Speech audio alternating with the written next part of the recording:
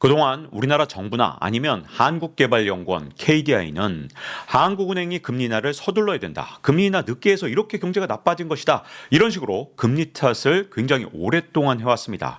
실제로 과거 기사들을 보면 2024년 8월 22일 이때 대통령실이 아쉽다 했는데 뭐가 아쉽냐?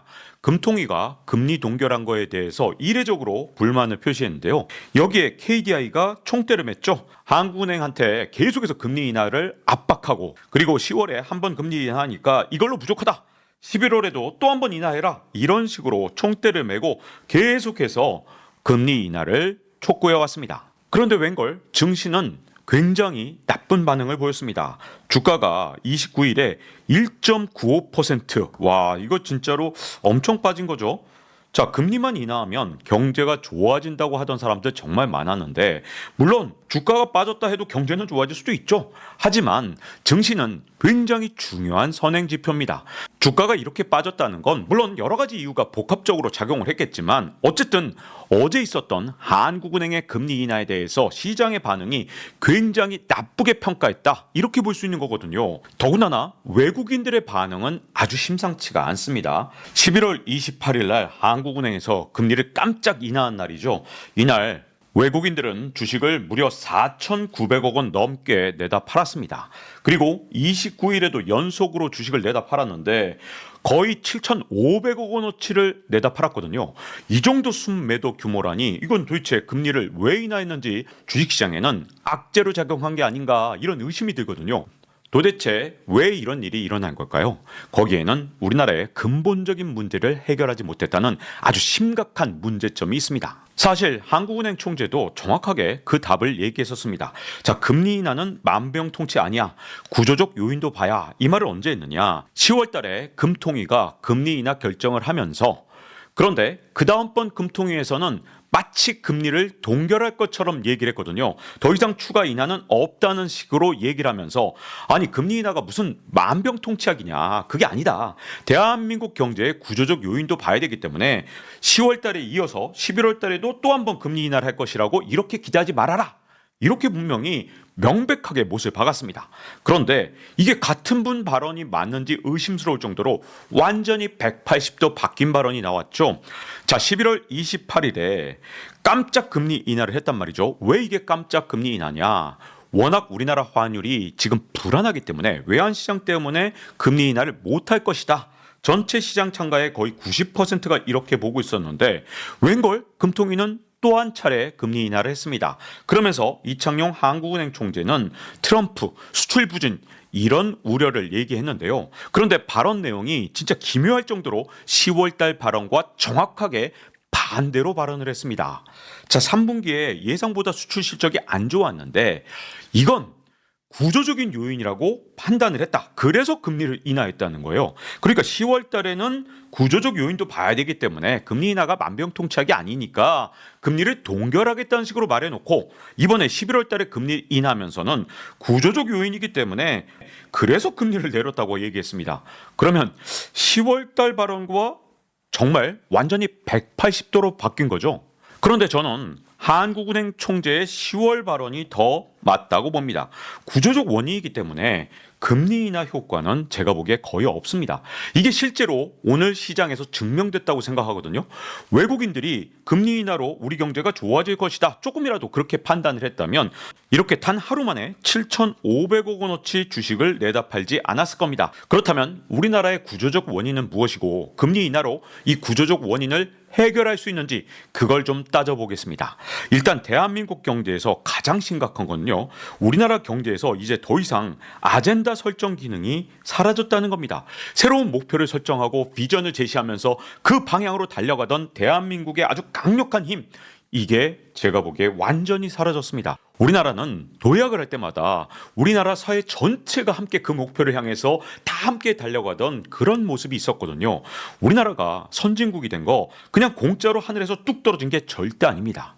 정말 높은 목표를 설정하고 그 방향을 향해서 정부와 학계 그리고 기업이 진짜 한마음 한뜻으로 정말 뜻을 모아서 지금까지 성장을 해왔던 거거든요.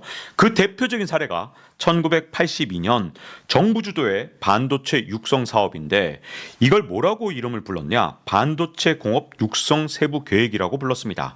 이 당시에 서울대뿐만 아니라 정보통신연구원 애틀이죠. 키스트, 삼성전자, 현대전자, 금성반도체, 아남전자뿐만 아니라 10여 개의 기업들이 여기에 참여해서 함께 반도체를 개발했고 이걸 통해서 삼성전자가 이렇게 놀라운 기업으로 그동안 성장해 왔던 겁니다. 그리고 지금 하이닉스의 전신인 현대전자와 금성반도체 이것도 전부 다 1982년 정부 주도의 반도체 육성 사업에 시작했다. 이렇게 볼 수 있거든요. 그리고 또 하나 기념비적인 일이 있었죠. 1999년부터 시작된 초고속 통신망의 이 천문학적인 투자가 결국 우리나라를 IT 강국으로 만든 겁니다. 정부가 아무 일도 안 했는데 그냥 공짜로 된 게 아닙니다. 정부가 나서서 사이버 코리아 20일 계획 등등 여러 가지 투자를 했어요. 여기 사이버 코리아 20일 계획 단 하나에만 무려 10조 4천억 원의 예산을 투입했습니다. 이게 얼마나 큰 돈이냐? 1999년에 투자했는데 10조 4천억 원. 자, 이번 정부의 AI 반도체 투자 규모가 9조 4천억 원입니다. 그것도 2027년까지 한다 그러니까 정말 너무 느린 거죠. 지금 당장 올해가 너무 중요한 거예요. 지금 남아있는 한 달도 중요한데 2027년까지 9조 4천억 원 투자한다? 이 정도 속도로 투자하면요, 우리나라 AI 산업은 태동도 하기 전에 망할 겁니다. 왜? 다른 나라는 지금 수천조 원 때려받고 있는데 고작 9조 4천억 원을 2027년까지 투자하면 이건 거북이가 기어가는 속도보다 더 느려요. 1999년에 우리가 인터넷에 때려박은 돈에 비하면 진짜 보이지도 않는 돈입니다. 어마어마한 돈을 때려박았기 때문에 우리가 한동안 IT 강국으로 자리를 잡았고요. 그 결과물이 얼마나 대단했냐? GDP 대비 IT 생산 비중이 1997년에는 8.6%, 그런데 단 3년 뒤 2002년에는 14.9%가 되면서 IT 강국이 된 겁니다. 공짜가 절대 아니에요. 엄청난 노력과 계획이 있었던 겁니다. 청사진이 있었습니다. 1998년만 해도 우리나라의 인터넷 이용자가 310만 명밖에 되지 않았습니다. 그런데 단 3년 만인 2001년에는 2,438만 명이 됐습니다. 그러니까 이걸 기반으로 IT 산업이 급속히 발전할 수 있었고 유럽 국가들은 IT 산업 국내 시장을 못 지켜서 구글의 식민지가 됐지만 대한민국은 이렇게 발빠르게 대응했기 때문에 우리나라의 플랫폼 사업을 성장시킬 수 있었습니다. 물론 이때 버블 때문에 여러 가지 문제가 있었던 거 맞아요. 그 당시에 저도 정현준, 진승현 게이트로 특종도 많이 했었는데 이런 부작용이 있었던 건 맞지만 그 대신 우리나라는 오랫동안 IT 강국으로 군림을 할 수 있었던 겁니다. 그야말로 정부의 큰 비전과 과감한 투자가 1982년에도 빛이 났고 그리고 1999년에도 빛이 났기 때문에 대한민국이 이렇게 선진국이 될 수 있었던 겁니다. 그런데 지금 아주 급속도로 후진국이 될지도 모릅니다. 왜냐? 우리나라의 AI 산업은 지금 제대로 태동도 하기 전에 아예 싹이 죽어버릴 가능성이 굉장히 커졌거든요. 그 이유는 모두 어디서 시작되느냐? 2023년 R&D 예산을 대폭 삭감한 데서 시작됩니다. 자, 일단 국가 R&D 전체 예산의 변화를 보면 2023년에 31조 1천억 원이었습니다. 이 예산을 짠 건 2022년에 짠 거예요. 근데 24년에는 이게 갑자기 26조 5천억 원으로 줄었죠. 25년에 조금 더 회복을 했다는데 그래봤자 29조 6,700억 원밖에 되지 않습니다. 그동안 물가가 얼마나 많이 올랐을까요? 물가 오른 거 생각하면 이건 진짜 뭐 10% 이상 삭감이 된 거나 다름이 없는 거죠. 물론 R&D에 비효율적인 부분이 있었던 건 저도 인정합니다. 하지만 원래 R&D는 비효율성이 있을 수밖에 없어요. 왜냐하면 이게 연구 초기 단계에 돈이 될지 안 될지 초효율적으로 만약에 투자했다가는 정말 세상을 바꿀 만한 그런 놀라운 R&D에는 한 푼도 투자가 되지 않습니다. 그래서 우리나라의 R&D 성공률이 무려 99%인 거예요. 왜냐? 효율성만 따지니까 이렇게 성공할 만한 데만 투자해서 R&D 성공률이 높습니다. 그런데 미국은 국가 R&D 사업의 성공률이 한 25%밖에 되지 않아요.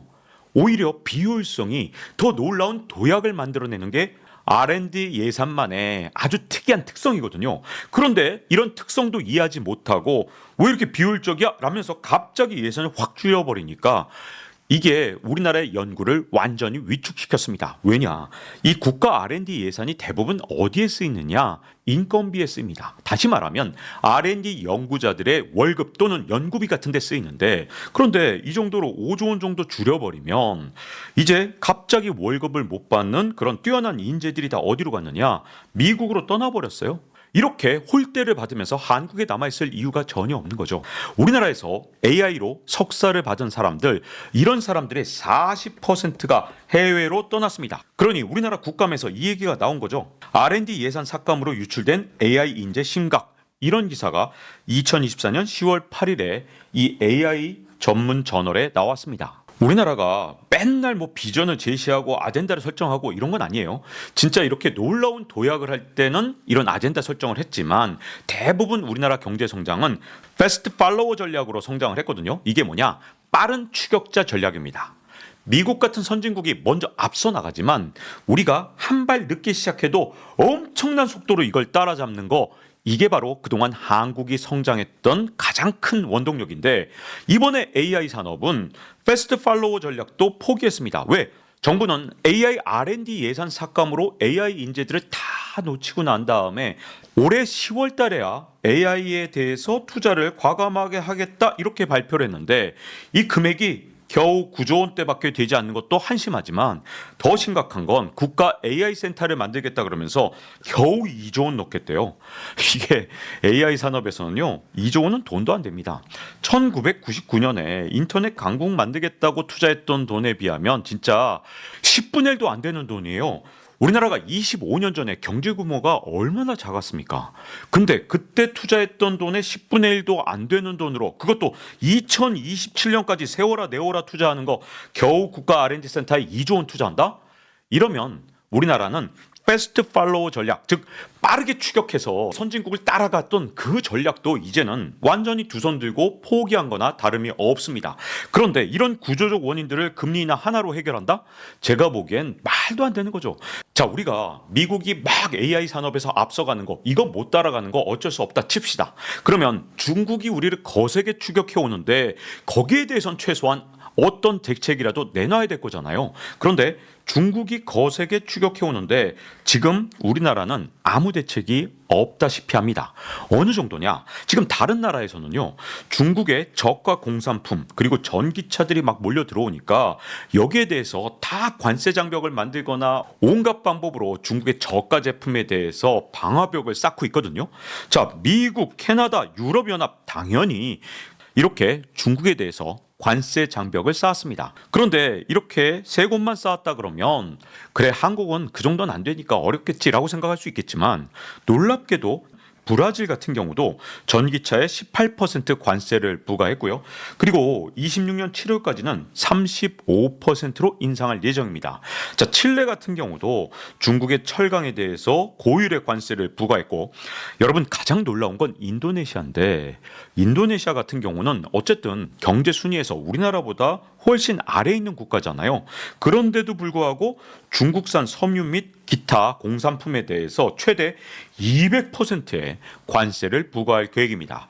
남아공도 태양광 패널 셀 모듈에 10% 관세를 부과한다 그러는데, 여러분 보세요. 브릭스라고 할 때 브라질, 그리고 남아공, 인도, 이런 나라들이잖아요. 이런 나라들은 전부 다 지금 중국에 대해서 대중국 관세를 매기던가 온갖 비관세 장벽으로 중국의 저가 제품이 자국 산업을 파괴하는 걸 막아내고 있습니다. 자, 중국이 지금 자기 나라에서 과잉 생산된 걸 어떻게든 다른 나라에 팔아 먹고 싶은데, 모든 나라가 중국의 덤핑 공세에 대해서 어떻게든 막아내려고 지금 최선을 다하고 있거든요. 그런데 한국은 지금 현재 아무런 노력이 없으니까 중국의 덤핑 공세가 지금 한국에 집중돼 있습니다. 한국은 지금 현재 중국의 저가 제품에 대해서 방화벽이 전혀 없다고 볼 수 있는데요. 저가 철강으로 대한민국의 기간 산업인 철강 산업도 위협을 받고 있습니다. 포스코의 포항제철소 1선제 공장을 폐쇄했습니다. 공급 과잉 누구 때문일까요? 바로 중국 때문이죠. 45년 만에 셧다운을 했습니다. 그럼에도 불구하고 중국산 저가 철강을 막기 위한 그 어떤 정책도 아직까지 나오지 않고 있습니다. 그리고 롯데그룹의 위기도 사실은 중국이 근본 원인이잖아요. 사드 보복부터 시작된 롯데그룹의 치명타가 이번에는 롯데케미칼, 여기에도 근본적으로 중국의 저가 공세 때문인데 지금 현재 여기에 대해서도 아무런 대책이 없죠. 그리고 다른 나라들은 다 이 중국산 전기차에 대해서 아주 높은 장벽을 만들고 있거든요. 근데 한국은 없다 보니까 지금 우리가 볼 때는 설마 중국산 전기차를 사겠느냐 이렇게 보시는 분들이 많은데 반값이면 얘기가 달라지겠죠. 그러면 한국이 중국산 전기차 밀어내기에 일종의 대상이 될 수도 있습니다. 자, 그런데 우리나라의 주력 산업, 진짜 대한민국을 지키는 기둥 중의 기둥, 반도체 산업마저 중국이 지금 거세게 추격해 오고 있습니다. 만약에 이걸 중국한테 뺏긴다. 그러면 우리나라 경제의 미래는 아주 심각할 수밖에 없는데요. 자, 문화일보 기사 제목을 이렇게 뽑았더라고요. 반도체 3분기 수출 증가 둔화는 중국 추격 탓이다. 이렇게 뽑았습니다. 실제로 중국의 추격이 이제는 정말로 우리나라 반도체 산업을 위협할 만큼 아주 심각한데요. 창신 메모리 같은 경우에 지금 생산량이 늘어나는 속도가 정말 심상치 않습니다. 세계 시장 점유율이 재작년만 해도 거의 0.5%이 정도밖에 안 됐던 것 같은데 이게 갑자기 10%를 넘어섰고요. 내년 내후년이 되면 20%가 넘어설 것이라는 전망까지 나오고 있습니다. 그러면 대한민국의 주요 먹거리인 메모리 산업마저 중국 업체들의 저가 공세에 잘못하면 흔들릴 수 있다는 뜻이거든요. 그런데 이 창신 메모리뿐만 아니라 SMIC의 추격도 정말 심각합니다. 이대로 가면 SMIC가 우리나라의 시스템 반도체 시장까지 따라잡을 수 있거든요. 그래서 국가의 명운을 걸고 반도체 산업을 지켜내야 되는 정말 중요한 시점이 바로 지금입니다.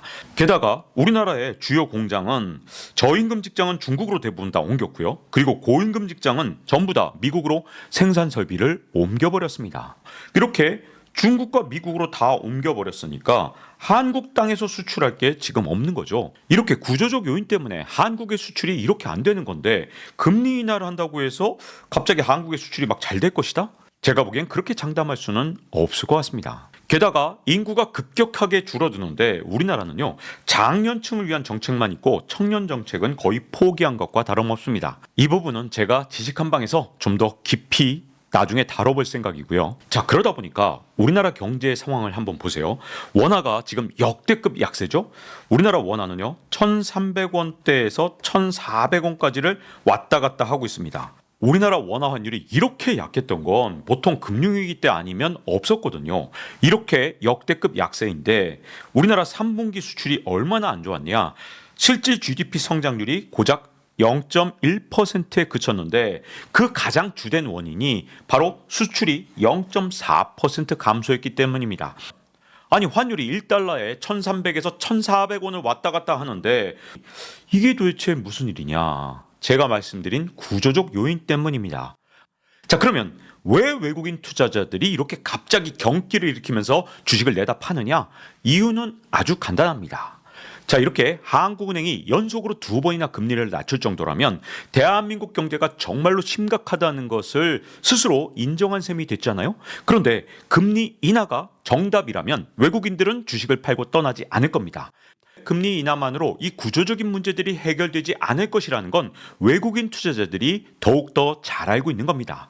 그래서 금리 인하를 통해서 한국이 겪고 있는 현재 당면한 문제를 해결하지 못할 게 거의 분명해 보이니까 아예 한국에서 떠나는 셀코리아를 시작한 겁니다. 더군다나 한국은행이 환율을 1,400원에서 지키겠다는 의지를 분명히 했죠. 국민연금까지 동원해서 1,400원 지킬 거다 이렇게 말을 했으니 외국인들 입장에서는 야, 얘네들이 언젠가 1,400원도 못 지키는 날이 오겠다. 1,500원 되기 전에 빨리 셀코리아 하자. 이런 신호를 준 겁니다. 사실 외국인 투자자들은 환율이 정말 중요한데요. 이렇게 금리를 인하한 다음에 억지로 국민연금 동원해서 이렇게 막겠다고 나서게 되면 외국인들 입장에서는 야, 한국은행이 외환보유액 쓰고 그리고 국민연금 통해서 환율을 지키는 거 이건 분명히 시간적 한계가 있다.